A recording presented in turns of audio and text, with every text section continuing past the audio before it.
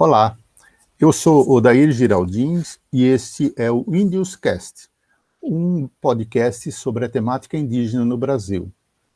Nós hoje vamos conversar com Gerson Baniwa.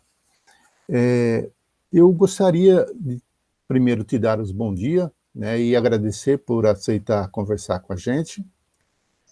E Gerson, eu gostaria que você se apresentasse, falasse um pouco sobre você, né, sobre seu nome, e inclusive eu coloco os seus nomes, porque como um Baniwa, provavelmente você deve ter mais que um nome, sua origem e a sua formação. Então, professor Daí, meu nome é de batismo, nome registrado em cartório, Gerson José dos Santos Luciano. É um nome dado por missionários, né? Mas eu sou mais conhecido no mundo indígena, aqui no Brasil, Gerson Baniwa. E meus avós me deram um nome na tradição Baniwa, que é o meu povo, né? De Mapolero. Bom, eu nasci num pequeno sítio, numa aldeia chamada Yaquirana, que fica no médio rio Içana, um rio conhecido no Alto Rio Negro como Rio dos Baniwa, porque é um rio que só é habitado pelo povo Baniwa, e o rio Içana é um afluente, né, do Rio Negro, no Alto Rio Negro, acima da cidade de São Gabriel da Cachoeira, na terra indígena Alto Rio Negro, município de São Gabriel da Cachoeira, no estado do Amazonas. Filho de pai Baniwa e mãe Baré.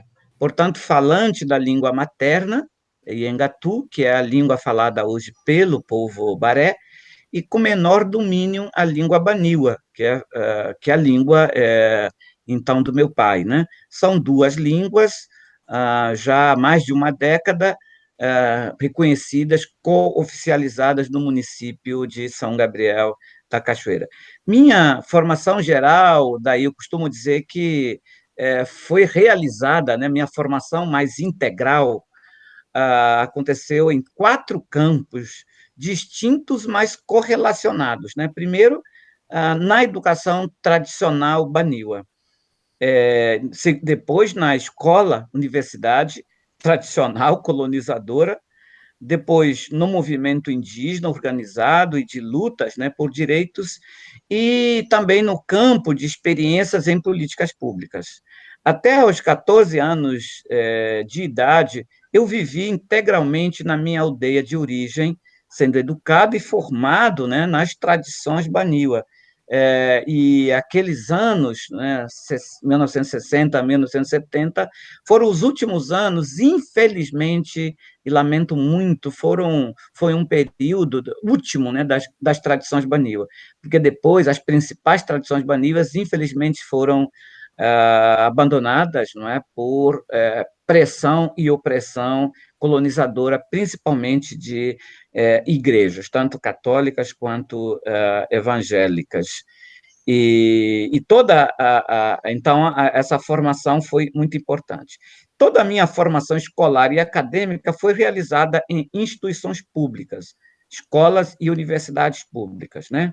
Toda a educação básica foi realizada em escolas missionárias, únicas que existiam nas terras Baniwa e boa parte em regime de internato.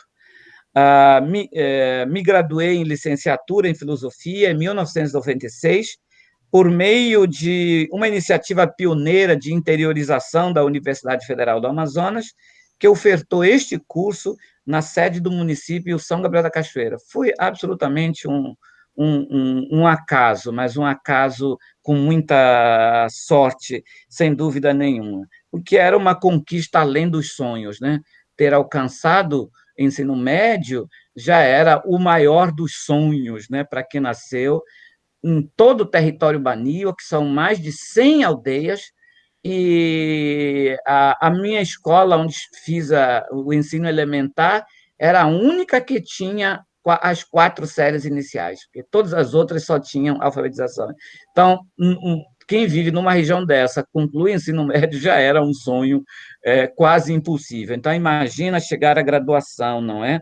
Depois eu me formei em antropologia social, no nível de mestrado e doutorado na Universidade de Brasília, incentivado por necessidade de maior domínio técnico sentido nas experiências, nas primeiras experiências em políticas públicas, né? Toda essa formação aconteceu antes da instalação das políticas de cota, das políticas de ações afirmativas, mas no processo intenso de lutas por essas políticas de cotas e ações afirmativas, né? Nesse período, inclusive, cheguei a coordenar e articular a realização do primeiro Congresso Brasileiro de Acadêmicos Indígenas, em 2008, em Brasília, que praticamente, né, consolidou, intensificou essa luta pelas políticas de cotas e ações afirmativas, né?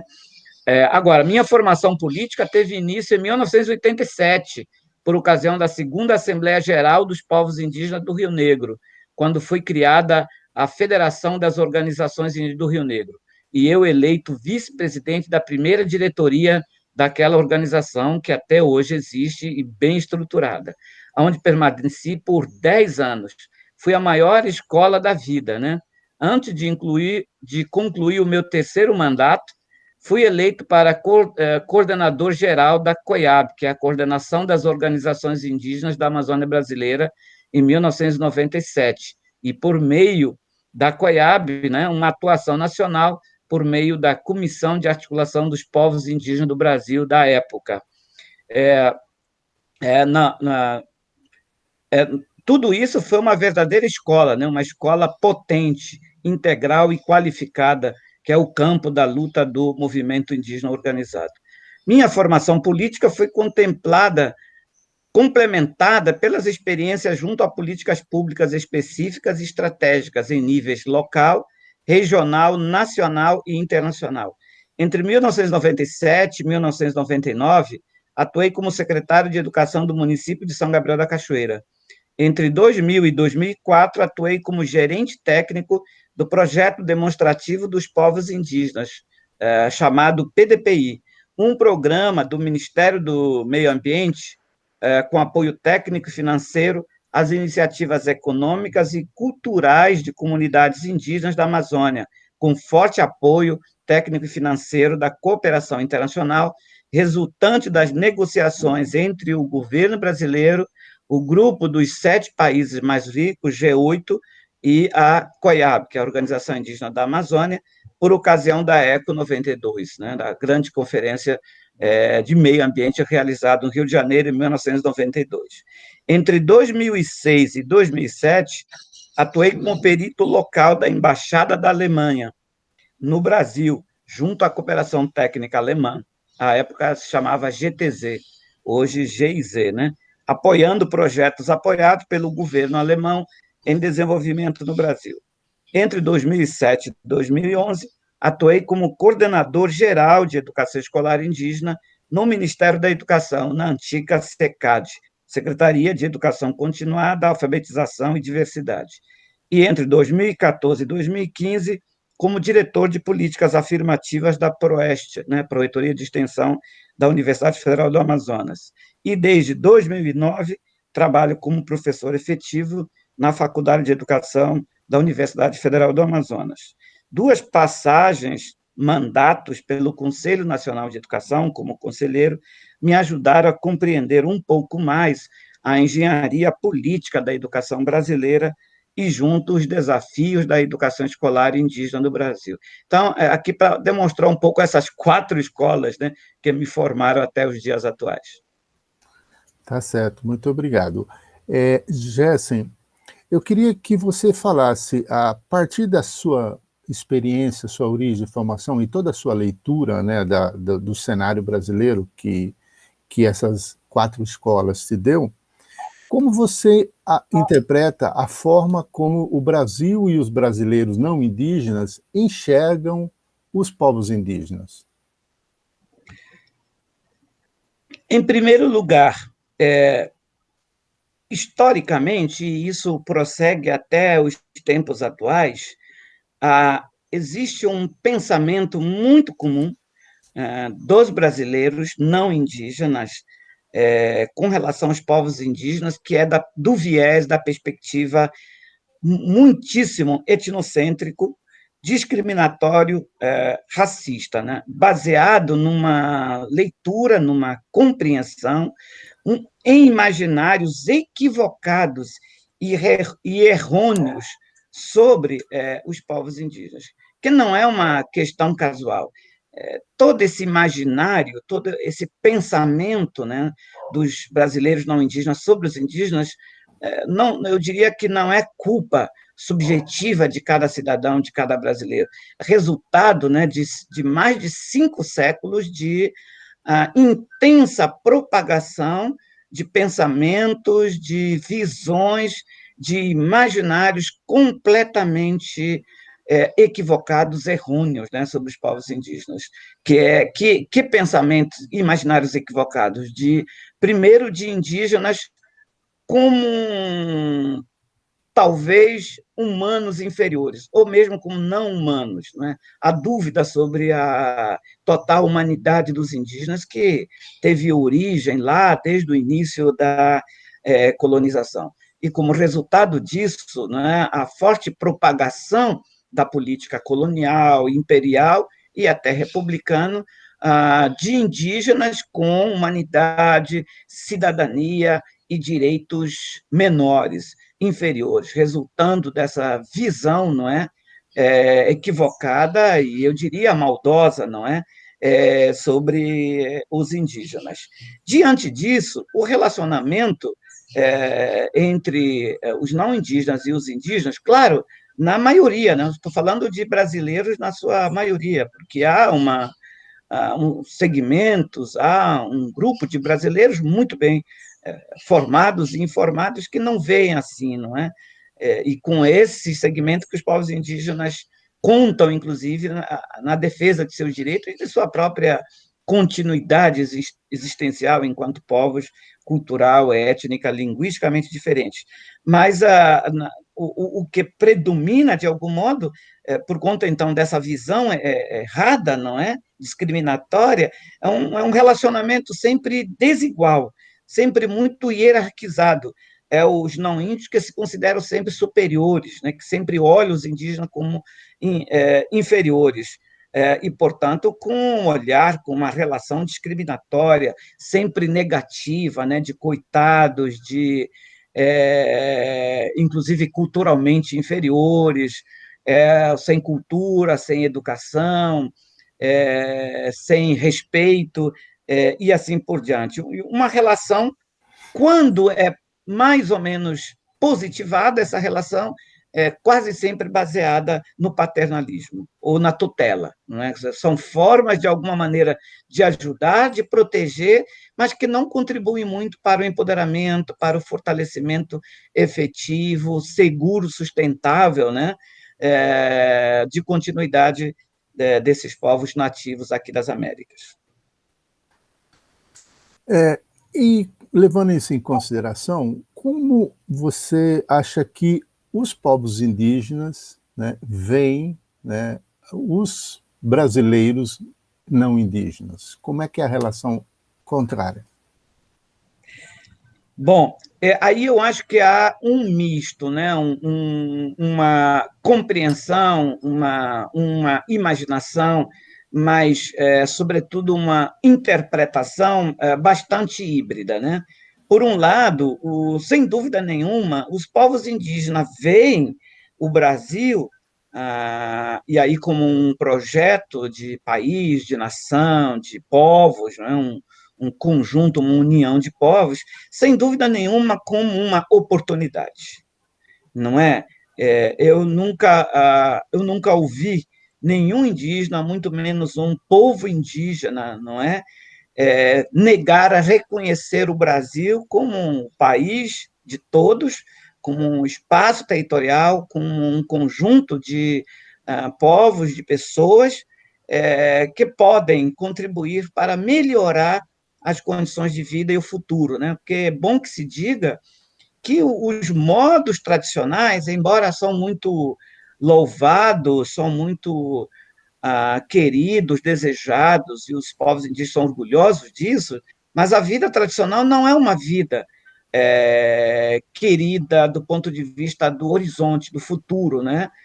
Os modos de vida, principalmente econômicos tradicionais, não são referência para os povos indígenas. Daí, o projeto de Brasil, né, a sociedade brasileira, é que oferece essa oportunidade, essa possibilidade de pensar um futuro melhor. Isso até falando cosmologicamente, né? As cosmologias indígenas indicam que desde a criação do mundo, desde a criação da humanidade, a vida sempre foi muito difícil, e que uma das missões dos humanos, nesse caso indígenas, é exatamente procurar, buscar superar, buscar melhorar, buscar sempre melhores condições e formas de viver. E, neste caso, a formação, a Constituição do Brasil e a sociedade brasileira, sem dúvida, oferece uma oportunidade nesse sentido. Por outro lado, diante de tanta opressão, de tanta violência, de tantos massacres, de guerras, né, de tanta destruição que este mesmo Brasil colonial, imperial, republicano fez e continua fazendo, há um estranhamento, há dúvidas, há incertezas. Eu diria, inclusive, é muito claro também a ameaça. Por isso eu disse que é um misto, né, de percepção híbrida, né? Por um lado, oportunidade, possibilidades, por outro lado, também de ameaças, né? Por tudo isso que se veio vivendo no campo da violência, da opressão, da subjugação, da dominação e da negação, né, de direitos, da própria existência de indígenas, né? É bom lembrar que a parcela da população indígena, ou uma parcela da população brasileira não indígena, compreende e deseja que os povos indígenas sejam extintos, né? Quanto mais cedo, melhor. É a ideia do índio transitório, do índio que precisa necessariamente desaparecer, deixar de existir. Jessen, então, que reflexão você faz sobre essa narrativa de que o povo brasileiro é um povo miscigenado, de branco, índio e negro? Primeiro que é uma narrativa real, expressa a realidade brasileira. Isso é um fato, né? A miscigenação, a mistura, eu diria, o intercâmbio, né, entre essa enorme diversidade cultural, sem dúvida nenhuma, isso é um fato, né, desde o começo da colonização. Ou seja, esse intercâmbio, essa mistura acontece desde a chegada dos primeiros portugueses, né, junto com Pedro Álvares Cabral. Então, me parece isso é um fato. Então, não tem como negar isso, né, do ponto de vista histórico, do ponto de vista biológico e do ponto de vista político, porque a sociedade brasileira é isso, né? A narrativa, inclusive, ajuda a pacificar, às vezes, né, as diferenças e, eu diria, os conflitos existentes no seio dessa grande diversidade cultural, étnica, linguística e assim por diante. Mas, ao mesmo tempo, isso não interessa às elites políticas, às elites econômicas. Então, também se procura sempre, eu não digo negar, mas invisibilizar, se busca desvalorizar e desconsiderar a importância, né, política, cultural, econômica dessa diversidade cultural, dessa mistura, desse intercâmbio, né? Porque a sociedade brasileira, o povo brasileiro, na sua diversidade, o Estado brasileiro, ele é resultado disso, isso não tem como negar, né? Seja, então, do ponto de vista biológico, racial, étnico, seja do ponto de vista cultural, não é? Quer dizer, toda a cultura, desde a cultura alimentar, a cultura linguística, né? As línguas, a medicina e todas as dimensões da vida hoje são resultados, digamos, dessa cooperação entre essas diferentes culturas, né? Mas, como eu disse, infelizmente há muitas vezes essa desvalorização por conta dessa elite que não interessa, não é? Valorizar o que deveria ser, né? Essa diversidade cultural deveria ser um orgulho, deveria ser uma riqueza, uma potência um símbolo, inclusive, de humanidade, de civilidade e de um projeto de um país multicultural e de multinacionalidade. Poderíamos dizer, então, que ao enfatizar a mistura, que é algo que é um fato, que é real, mas ao se criar uma narrativa que enfatiza as misturas, ao mesmo tempo desvaloriza as especificidades. Então, dá-se pouco valor às culturas africanas, de origem africana, da mesma maneira que aos povos indígenas não se dá o valor, e investe-se mais na questão da miscigenação e das misturas do que nos grupos específicos.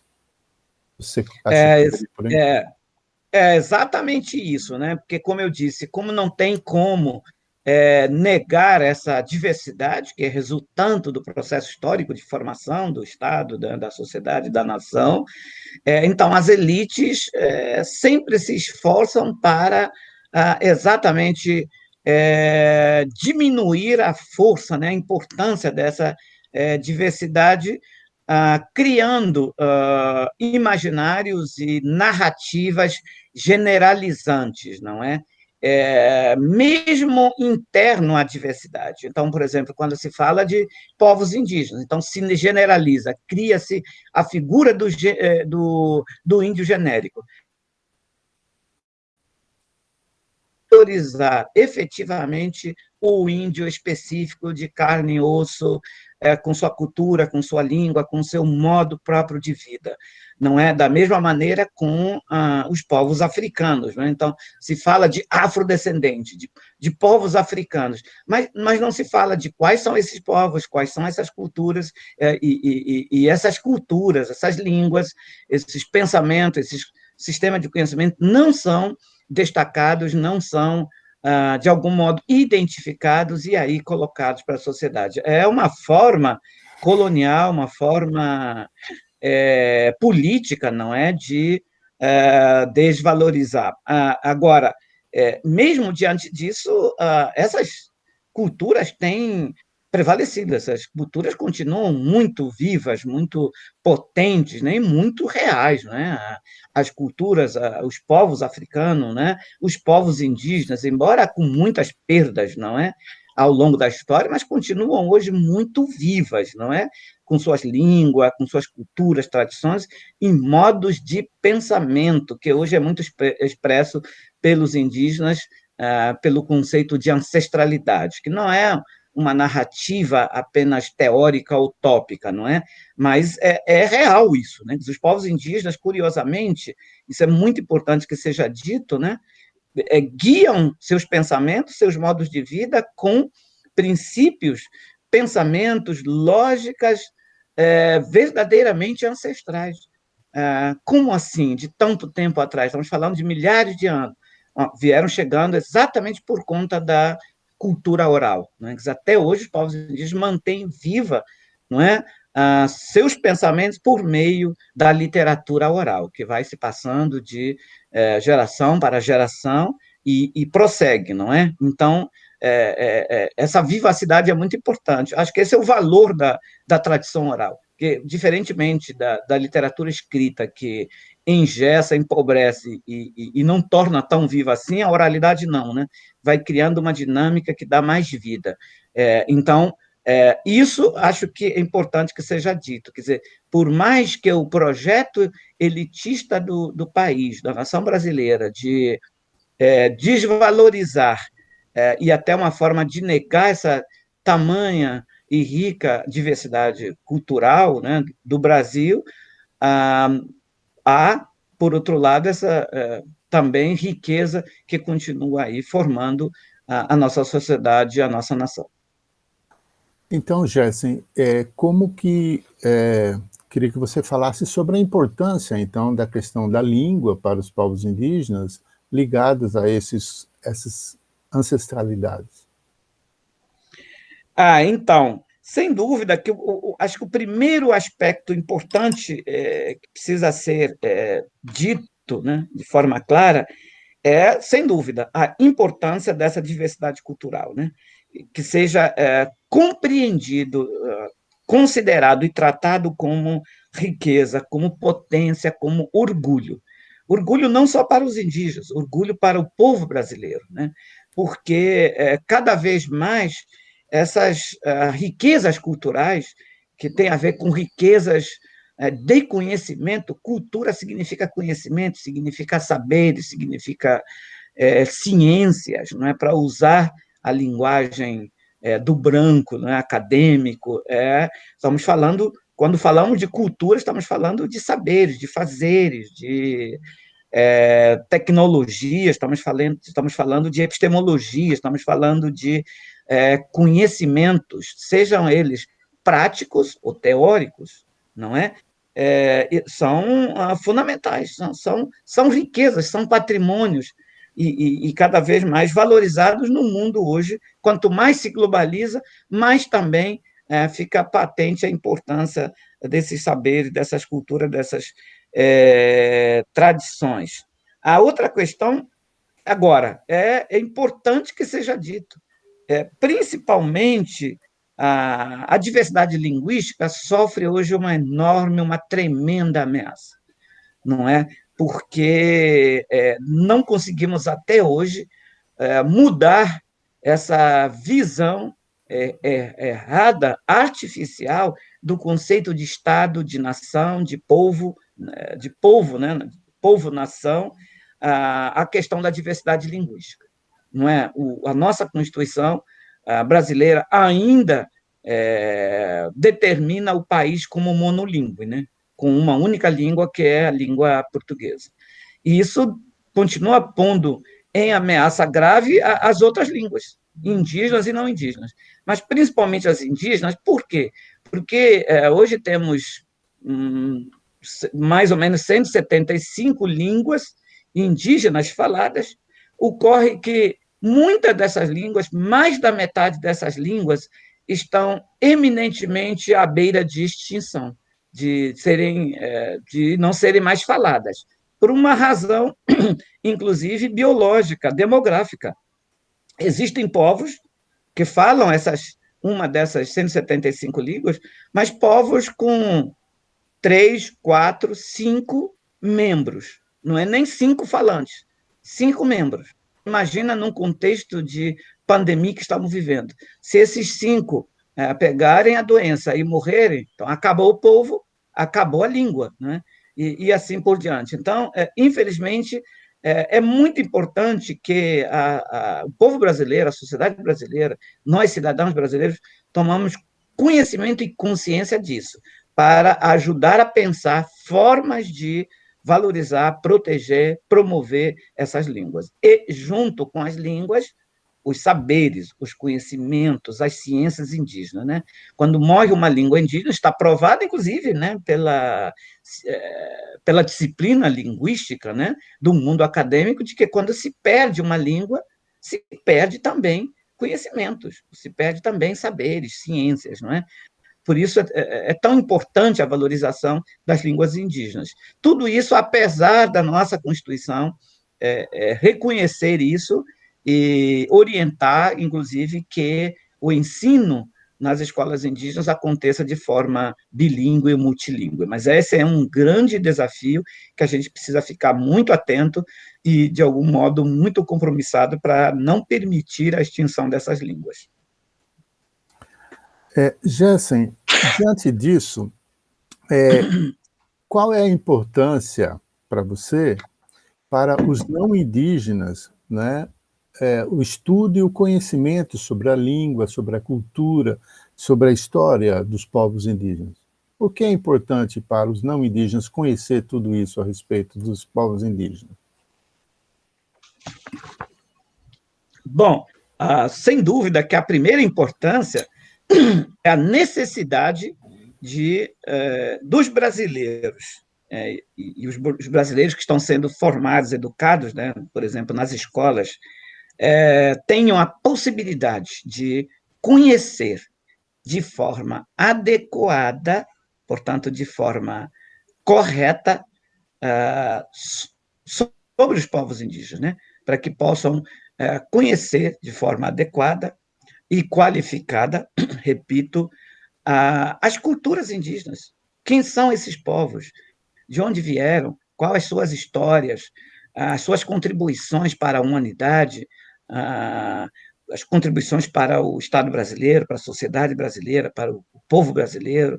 Quais são os seus pensamentos, suas histórias, suas culturas, seus saberes, seus modos de vida? Então, em primeiro lugar, conhecer. Isso é muito importante, conhecer. Por que é tão importante conhecer? Porque eu entendo que só conhecendo podemos mudar o curso do processo de discriminação e preconceito e racismo contra os povos indígenas. Para mim, o preconceito, o racismo, a discriminação contra os povos indígenas é fundamentalmente resultado do desconhecimento, da ignorância, mas pior ainda, do conhecimento errado sobre os povos indígenas, né? Porque ao longo de todo esse tempo, livros didáticos, escolas, universidades disseminaram, propagaram inverdades, não é? Mentiras sobre os povos indígenas, não é? Hoje é muito comum ainda a gente ouvir até intelectuais, até cidadãos bem informados, não é? Falarem que o indígena é um índio do mato, o índio é aquele que vive nu, o índio é preguiçoso, o índio é traiçoeiro, e assim por diante. Tudo isso foi propaganda desses 5 séculos sobre os povos indígenas, né? E ainda hoje é reproduzida por uma boa parcela da população. Não é população simples, pobre ou mal escolarizado, não, elite, né? Eu, essa semana, ouvi um radialista bem formado aqui na minha cidade de Manaus, falando exatamente isso, que o índio que usa celular, que usa relógio, é um índio fake, não é? Não há uma mentira, não é? Um equívoco tão grande como esse. Por isso que tem que conhecer quem é o índio, o que é o índio, a sua origem, a sua história e a sua contemporaneidade. Quem é o índio hoje, onde ele vive, onde ele mora, o que ele faz, como ele vive, não é? Por exemplo, aqui eu resumiria, ele é um cidadão do seu município, ele é um cidadão do seu estado, ele é cidadão do seu país, ele é cidadão do mundo. E aí é cidadão pleno. O índio paga seus impostos, ao contrário do que dizem. Os indígenas pagam seus impostos, sim. Todo aposentado tem desconto.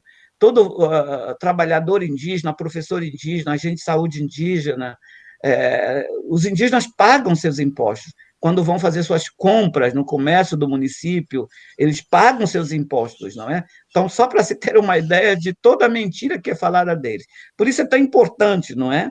Esse ensino, falar das histórias, das culturas, dos modos de vida, não apenas do passado, é sim importante conhecer o passado, porque o passado indígena é também um passado brilhante, é um passado orgulhoso, que não é diferente do passado dos brancos europeus.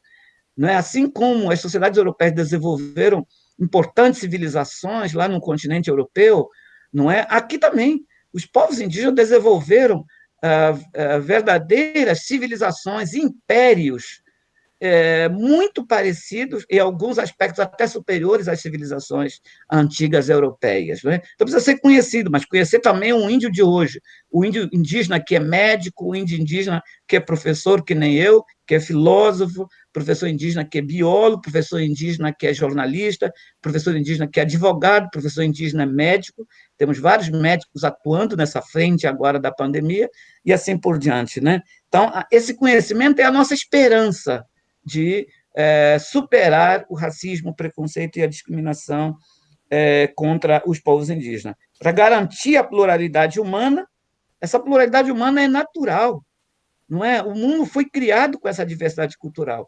Querer negar, eliminar, desvalorizar a diversidade cultural é ir contra a natureza, contra a própria composição do nosso cosmos, né?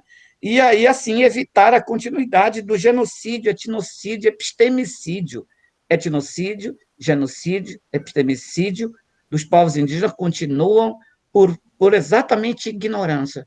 não é? O ódio, o racismo, a violência contra os povos indígenas tem principalmente origem no desconhecimento, na ignorância. E tudo isso é mais importante ainda se desejarmos uma sociedade de paz, uma sociedade de harmonia, uma sociedade sustentável, né? Onde todos possam viver, conviver, coexistir, não só pacificamente, mas solidariamente, uns ajudando os outros, não é? Uns colaborando, cooperando e juntos, não é? Podendo melhorar as condições de vida de todo mundo. Nesse sentido, Jessen, como que você considera que as escolas, né, não indígenas deveriam atuar para melhorar, então, essa relação, esse tipo de conhecimento? Que recado você mandaria para os professores de educação básica que estão nos ouvindo, para como trabalhar a escola, como atuar para melhorar esse conhecimento e essa relação? Eu acho, nós já temos instrumento normativo legal para isso, né? Que é a Lei 11.645. Eu diria que a primeira tarefa, e nesse caso, mais do que tarefa, seria a primeira missão das escolas, dos professores, né, que atuam nas escolas não indígenas, seria abraçar essa causa da Lei 11.645, ou seja, efetivamente, né, de forma concreta, de forma estratégica, de forma planejada e compromissada, a trabalhar, não é? De forma que eu já disse, né, qualificada, as histórias e as culturas, no plural, dos povos indígenas e sim de outros povos, né? Povos africanos e ainda mais outros povos, né? Como eu disse, para que a nova geração de brasileiros, né, possa conhecer os povos indígenas, desde a sua origem até as suas contribuições atuais, os seus modos de vida, os seus pensamentos, os seus saberes atuais, não é? Inclusive conhecendo quais são os projetos futuros dos povos indígenas. Eles têm, sim, futuros, né? Seus planos de vida. Aqui no Brasil, os povos indígenas chamam de seus planos de vida, ou seja, os projetos dos povos indígenas para daqui a 50 anos, 100 anos, 200 anos e 1000 anos. Né? Então, acho que assim uma tarefa primordial, uma missão primordial seria isso, a implementação efetiva, concreta da Lei 11.645, que é instalar nas escolas não indígenas o ensino das histórias e das culturas indígenas afro-brasileiras. Né? Isso requer, é claro, um trabalho, uma dedicação, porque tem que melhorar a formação com relação a isso. Né? Muitos professores não indígenas nunca foram, né, capacitados, formados para isso, para cumprir essa missão, essa tarefa, que eu diria uma missão nobre, uma missão, mas tão importante para exatamente pensar um Brasil de nossos sonhos, né? Um Brasil verdadeiramente plural, um Brasil em que seja um país para todos, não é? Sem exceção. E para isso também tem a formação, trabalhar novos materiais didáticos, não é? Eu diria que esse é o passo fundamental. O segundo é um compromisso pedagógico de combater qualquer forma de preconceito, racismo e discriminação. Mas, para mim, isso, inclusive, é consequência. Né? Uma sociedade bem formada, bem informada sobre os povos indígenas, tende a ser uma sociedade cada vez mais respeitosa com relação aos povos indígenas. Para nós finalizarmos, eu queria dizer assim, você tem uma grande atuação na questão do estudo do movimento indígena na área da educação e tal, e você tem uma interpretação sobre a educação escolar para os povos indígenas, né? Quando você argumenta sobre a importância da educação escolar indígena ser intercultural. Você poderia nos falar sobre a educação escolar indígena ser intercultural? E, nesse sentido, como pensar a educação escolar não indígena? Será que ela não deveria ser intercultural também? Então, eu já disse aqui que a constituição da sociedade humana, da humanidade, ela é, do ponto de vista indígena, por natureza, multicultural, não é? A nossa sociedade humana, ela, da perspectiva das cosmovisões indígenas, ela foi criada multicultural. Isso é muito importante ser destacada, porque é claro que isso choca com uma das visões, né, do mundo ocidental, que, principalmente no aspecto religioso, aspecto teológico, né, a criação da humanidade não teria sido pluricultural, né, mas monocultural de um povo, inclusive de uma família. Mas essa interculturalidade está presente no mundo, é um fato, é uma realidade. Então, o que a escola precisa fazer é reconhecer e considerar essa diversidade cultural nos seus processos de formação, no ensino, na organização curricular, nas estratégias pedagógicas adotadas, não é? Então, em primeiro lugar, é preciso se convencer reconhecendo, porque isso não é nenhuma inovação, né? Dessa diversidade cultural, dessa então, necessária interculturalidade, ou seja, a convivência de muitas culturas, de múltiplas culturas. Isso é um fato, uma realidade, e como é que eu estou dizendo, da perspectiva indígena, uma perspectiva natural, ou seja, a nossa humanidade foi criada dessa forma. Portanto, é uma questão cósmica, uma questão planetária, essa questão intercultural. Então, precisa ser isso tratado, né, reconhecido e trabalhado na escola. Porque só isso me parece que garante também a sustentabilidade da própria existência humana no mundo. Não é? Quando olhamos as infinitas guerras no mundo desde muito tempo, as guerras, as grandes guerras são resultado do quê? Exatamente da incapacidade da convivência, ou seja, a incapacidade da interculturalidade, da multiculturalidade, não é? Então, me parece que, em primeiro lugar, é uma necessidade que, então, precisa ser assumida, inclusive pelos povos indígenas, né? Os povos indígenas fazem parte dessa diversidade cultural, e os povos indígenas formam também internamente uma diversidade cultural, nem sempre com convivências tão pacíficas, né? Nós conhecemos e reconhecemos lutas, guerras, conflitos intertribais desde a origem, não é? Então, essa necessidade da interculturalidade como modo de vida, como modo de pensamento, de agir, de pensar, mas, sobretudo, de conviver, é uma necessidade e deveria ser um propósito, né? Um projeto de todas as culturas, de todos os povos, de todas as civilizações humanas.